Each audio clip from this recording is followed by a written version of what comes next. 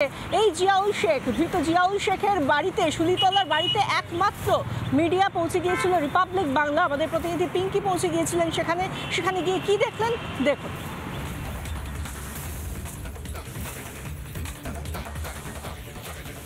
নিহত হরগোবিন্দ দাস এবং চন্দন দাসের হত্যা মামলায় গ্রেফতার করা হয়েছে জিয়াউল হককে, এবং পুলিশের কথায় এই হচ্ছে মূল কালপ্রিট বা মূল মাস্টারমাইন্ড। সেদিন জিয়াউল হকের নেতৃত্বে সেই মবটি ধেয়ে গেছিল এবং কুপিয়ে খুন করা হয় এই হরগোবিন্দ দাস এবং সঙ্গে তার ছেলে চন্দন দাসকে। তার বাড়িতেই আমরা এসে পৌঁছেছি এবং এই হচ্ছে তার বাড়ি। একটু ভিতরটা দেখাও সম্ভব।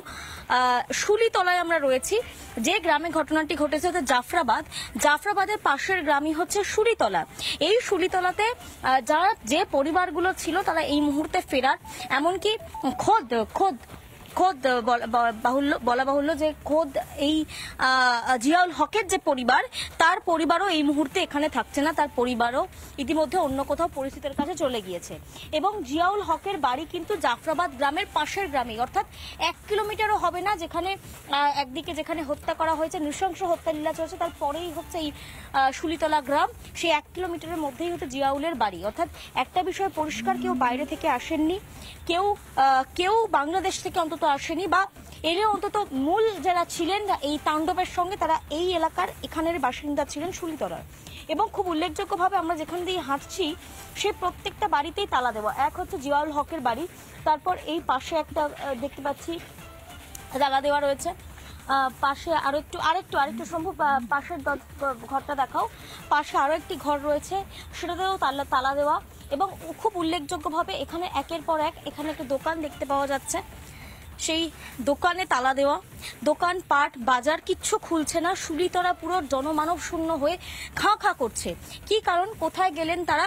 যদিও জানা যাচ্ছে যে শুলিতলা থেকে বেশ কয়েকজন গ্রেপ্তার করা হয়েছে, যে 300 জন গ্রেপ্তার করা হয়েছে তার মধ্যে বেশিরভাগই শুলিতলার বাসিন্দা ছিলেন এবং এই মুহূর্তে তাদের বেশিরভাগই ফেরার। একের পর এক গ্রামে মানুষ শূন্য হয়ে গিয়েছে। এখনো পর্যন্ত বেশ কয়েকজন কিন্তু নেই এই গ্রামে বলা যেতে পারে।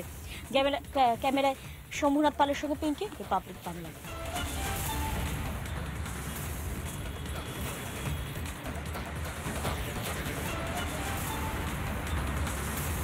যেখানে জিয়াউল শেখকে গ্রেফতার করলেও পুলিশ, এই জিয়াউল শেখ একেবারে জাফরাবাদে নিহত বাবা ছেলের যে পাড়া, সেই পাড়ারই পাশের পাড়া, জাফরাবাদের পাশের পাড়া শুলিতলার বাসিন্দা। এবং এই ক্ষেত্রে এই প্রসঙ্গে একটা বিষয় স্বাভাবিকভাবেই মাথায় আসে, নেতাজি ইন্ডোরে যখন এই নিয়ে মুখ্যমন্ত্রী মমতা বন্দ্যোপাধ্যায় কথা বলছিলেন, তখন গলা চড়িয়ে বলছিলেন কেন্দ্রের উদ্দেশ্যে, আপনাদের প্ল্যানিংটা কি, অর্থাৎ কি রাজ্যের বিরুদ্ধে চক্রান্ত করতে চাইছেন। সেই জায়গা থেকে তিনি বলেছিলেন সমস্ত কিছুর দায় বিএসএফের, সমস্ত কিছু ঘটাচ্ছে বহিরাগতরা, বাংলাদেশ থেকে আসছে বহিরাগতরা এবং বিএসএফ তাদেরকে মদত দিচ্ছে এবং তারাই হিংসায় প্ররোচনা দিচ্ছে। এই রকম কথা যখন মুখ্যমন্ত্রী বলছেন, সেই জায়গা থেকে কি করে এই জিয়াউল শেখকে মুর্শিদাবাদে গ্রেফতার করা হচ্ছে বা মুর্শিদাবাদের একজনকে গ্রেফতার করা হচ্ছে, সেই নিয়েই তো প্রশ্ন উঠছে। মিথ্যাচার সামনে চলে আসছে মুখ্যমন্ত্রী ঠিক কি বলেছিলেন সেদিন নেতাজি ইন্ডোরে, শুনুন। প্ল্যানিংটা কি? কোন এজেন্সির মাধ্যমে ওখান থেকে লোক নিয়ে এসে দাঙ্গা করা? কালকে আমি একটা এএনআই টুইট দেখলাম, হোম মিনিস্ট্রি সোর্সকে কোট করে বলেছে এইরকম করেই ওরা দেয়। তাকে আমি দোষ দিচ্ছি না, इसमें बांग्लादेश का हाथ है। अगर हाथ है तो इसको जमींदारी तो सेंट्रल गवर्नमेंट का है कि बीएसएफ बॉर्डर संभालते हैं, हम नहीं संभालते हैं। ये अधिकार हमारा पास नहीं है। स्टेट गवर्नमेंट का पास बॉर्डर संभालने का अधिकार नहीं है। तो आपने क्यों अलाउ किया? क्यों बीजेपी का बाहर से आदमी आके आप गड़बड़ करके भाग गया? कोई फेद आपको देना पड़ेगा।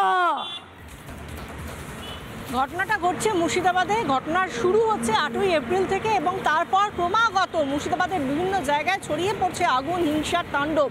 এবং তার মধ্যেও কোনোরকমভাবে প্রাশ টানতে পারেনি প্রশাসন, রাজ্য প্রশাসন।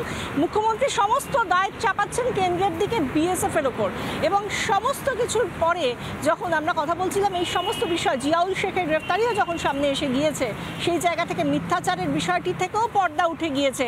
তখন রাজ্য বিজেপির সভাপতি সুকান্ত মজুমদার, তার সঙ্গে আমরা কথা বলেছিলাম, তিনি কি জানিয়েছেন শুনুন। শামশেরগঞ্জে যারা আক্রমণের শিকার হয়েছে তাদেরকে জিজ্ঞেস করুন, তারা বলে দেবে কারা ছিল, আশেপাশের গ্রামের লোক ছিল।